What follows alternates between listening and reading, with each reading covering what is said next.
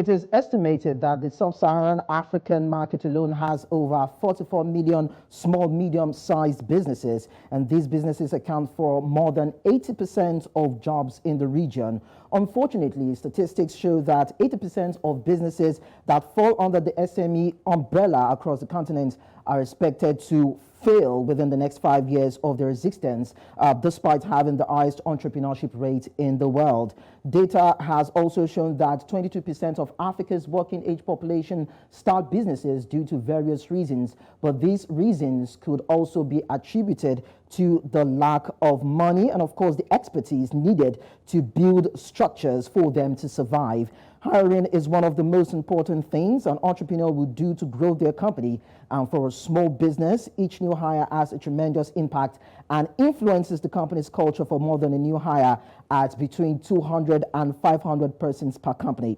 Now, today on Career Hub, powered by the African Talent Company, we are focusing on the keys to success of SMEs, or should we say MSMEs, and that is why we get to look at how these MSMEs are considering the criteria by which they get to look at when it comes to employing the right set of people to help them galvanize and bring about economic growth, revenue development, so to speak, for their businesses. So joining me from Nairobi, Kenya is Denis Githinji, and is the head of Telesales at BrighterMonday, Kenya. Thank you so much, Denis, for joining this conversation. Thank you so much. Happy to be here. Now, we understand that the job market is quite competitive for MSMEs as we speak, and we have a whole lot of people who are stepping into the labor market, not necessarily for they're not looking at how to stay with the company as a long-term goal. They're just looking for ways by means they can earn a living, do a job at a particular time, using that as a launch pad for other businesses or other kind of job opportunities that they might find. But then when it comes to recruiting certain elements or candidates for a particular job, how do you identify those potential that would help you know that this person is willing to stay with this business for a long period of time? So yes, absolutely. The job market is quite competitive on the employer as well as the seeker side. So one way you can actually determine if a potential employee is looking to join your company for the long haul or is just there as a stepping stone is to ask about their long-term career goals. What is their purpose? Additionally, you can also look for candidates who have demonstrated a sense of purpose in their work. And other aspects can also be they're describing a personal or of a positive relationship they've had with a previous supervisor or their colleagues, and demonstrating that they do feel valued and appreciated by the company. Again, you need to have a kind of a sense of alignment with the company's mission and vision. So if a potential candidate already knows the vision and mission of the company they're going to, as well as being positive about their colleagues and who they're going to join, and also having a long-term goal, that tends to be an indicator that they're in for the long haul.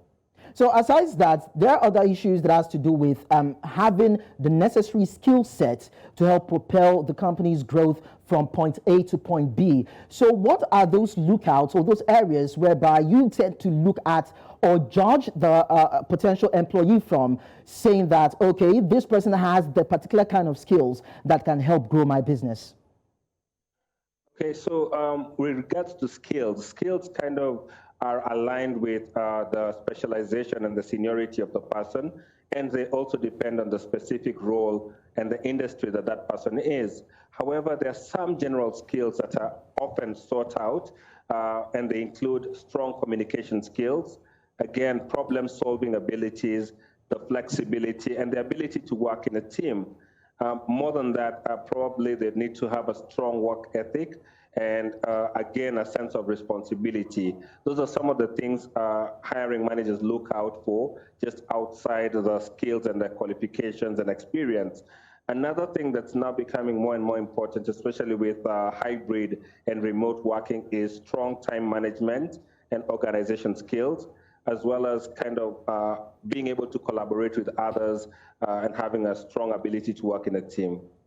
All right, so one of the ways whereby one can plug the deficit between a potential skill and a desired skill to able to meet your deliverables on a particular job is training. But some small business owners are actually scared that training this set of employees could make them want to leave the business at some point and look for other well-paying ventures elsewhere. So how do you think that small business owners can avoid, of course, because when you get to train these people, resources are expended. So how do they tend to avoid having these employees that have been trained to a certain level not leave the company with their knowledge and the resources?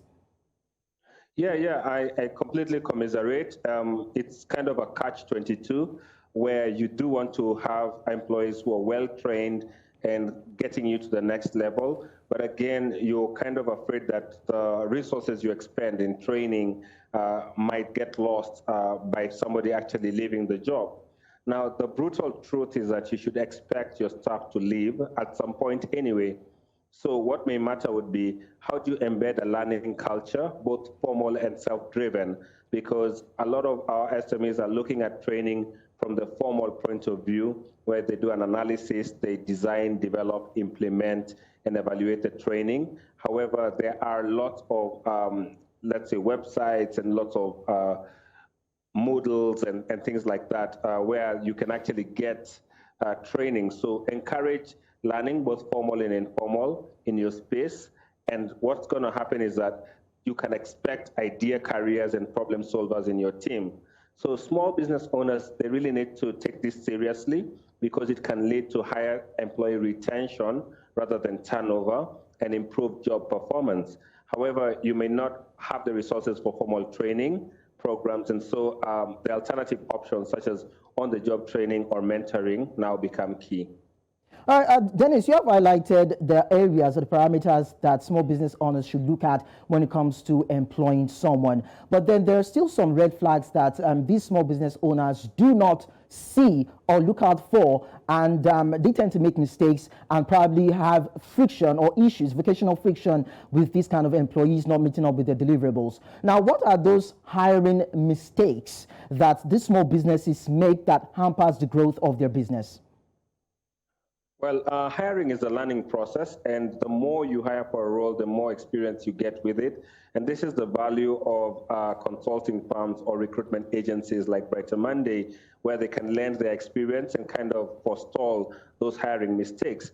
So typically, the major ones are not properly screening candidates, not clearly defining the job requirements, and also not really utilizing the full potential or the skills of the new hire. So in my experience, one of the most expensive and time-consuming mistakes is looking for the perfect candidate. So considering a balance between integrity, skills, attitude, and learning curve will help you get good people who can grow. We've had employers who are looking for the perfect candidate, and there will always be a candidate who's 1% better than your colleague. But that 1%, does it justify having an infinite hiring cycle, which is both expensive and time-consuming? So typically, the mistakes would be not preparing adequately, which means you're not looking at the job requirements and you're not also screening candidates, as well looking for a unicorn, which is kind of an impossibility. An employee will be 100% perfect in all aspects, and therefore you keep hiring and hiring, and that's expensive for you. Well, I like the fact that you talked about employers looking for perfect candidates, because for some employers, they believe that a perfect candidate is one who is able to do so many things. Some people feel people can do so many things at the same time and still get 100% results. But then this could, the workload could make these employees leave, because if their take-home pay is not commensurate to their remuneration and the workload is too much, they may want to leave. So is there any way around that? And can these employees have 100% clarity on their job description? Okay, yes. So you need to also look at kind of the stakeholders.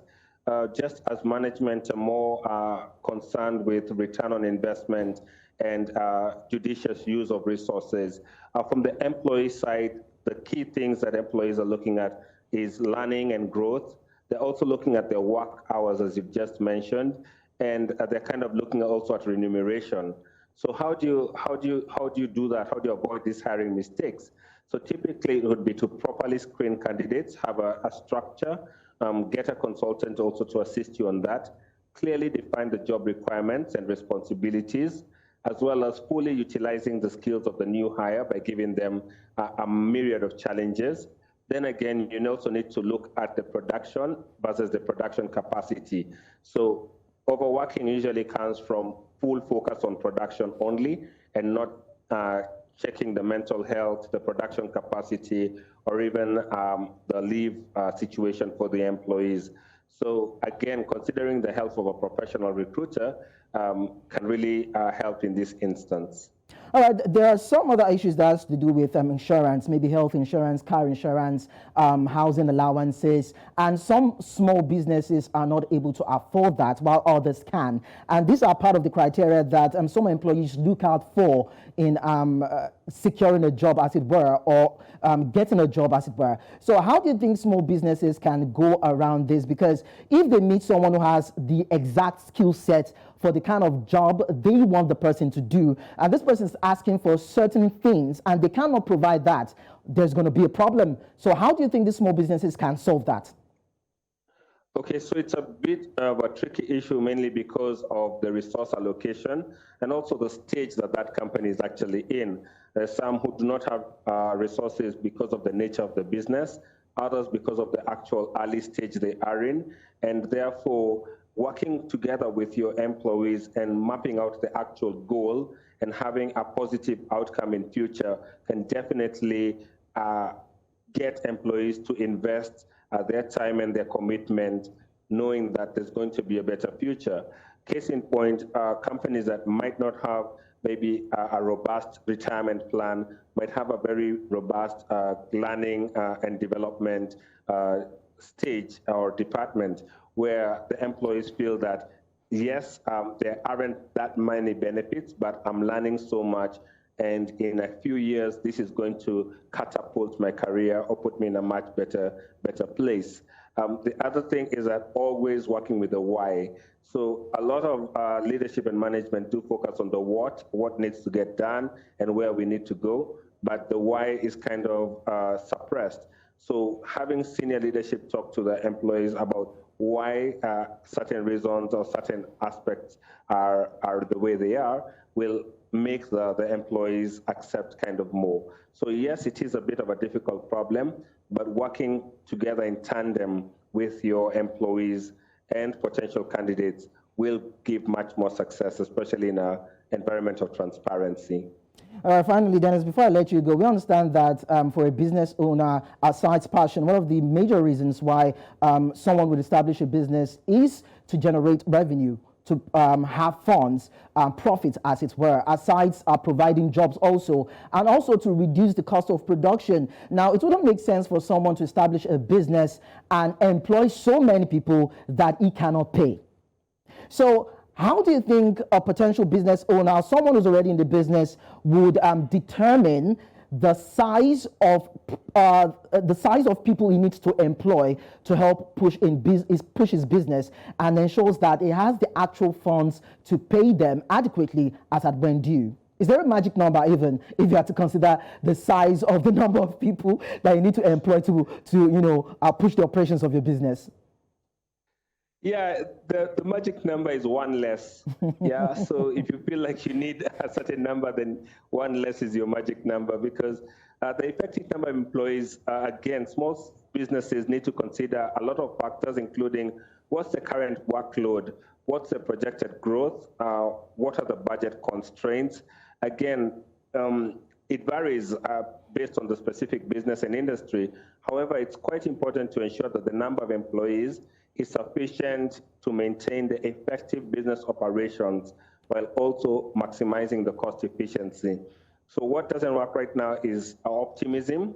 I know you're meant to have some robust optimism, but what is the realistic number that can actually run operations at the moment and still preserve a sustainable business in future? So that's the kind of the kind of consideration you need to have. For instance, in call centers, they'll be able to manage that by having workforce management and checking the trends of the traffic vis-a-vis the people who are going to either make or answer the calls. And therefore, they have specific calculations for this. But as SMEs are kind of revolving around less resources and having a lot more to do, then cross-training and also empowering employees to do more or do more with technology, leveraging technology, can also reduce the overall staff cost. Yes, I'm particular about the fact that you mentioned technology also. Before I let you go, Dennis, let me just chip this in. There's always been the clamor for employees to work from home. But of course, we understand the economic situation all around the globe. Multinational companies, corporate businesses, MSMEs, all struggling to make ends meet and keep their business afloat. So how do you think that the small businesses can go around that, ensuring that they have the set kind of people that they need that could work from home and still ensure that their deliverables are 100%? Quickly, just in about a minute or two.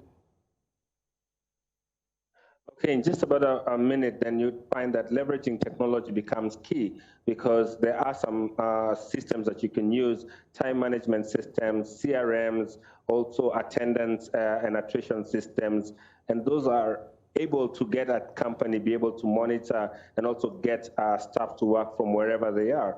One thing that really affects small companies negatively is trying to imitate or follow tradition, in that we need to have a brick and mortar office and take on all those overheads just to exist. Whereas if 90% of the staff can actually work remotely, then you need much less of a physical space. And because of leveraging technology, you can actually get them to produce more and have a better life-work balance. All right, thank you so much, Dennis, for being an eye-opener on the responses you've given today. Really appreciate your presence. Thank you so much.